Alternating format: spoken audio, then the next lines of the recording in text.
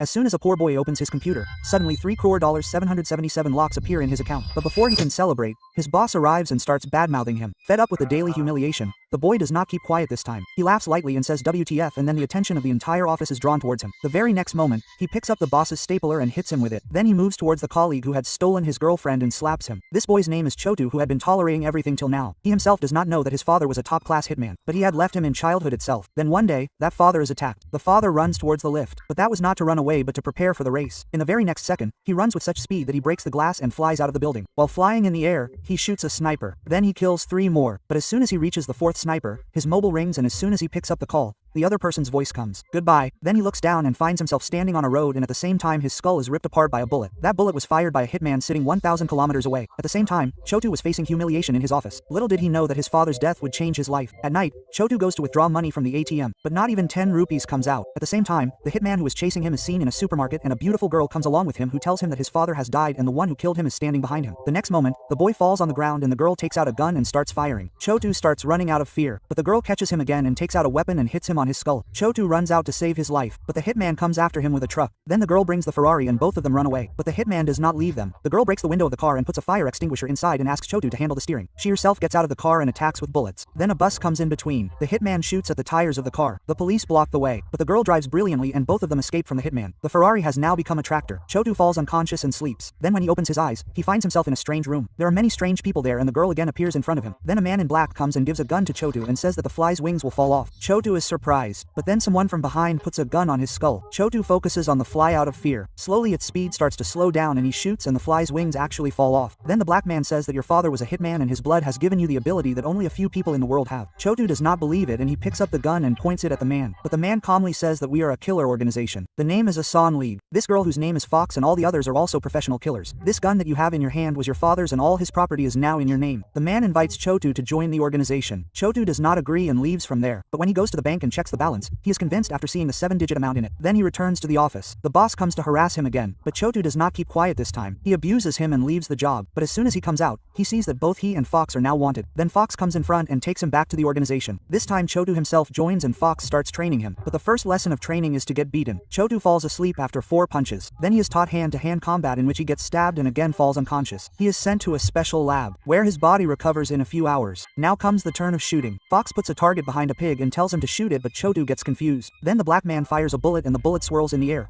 ripping the pig apart and hits the target behind. Chotu is stunned and the story now reaches the real turn.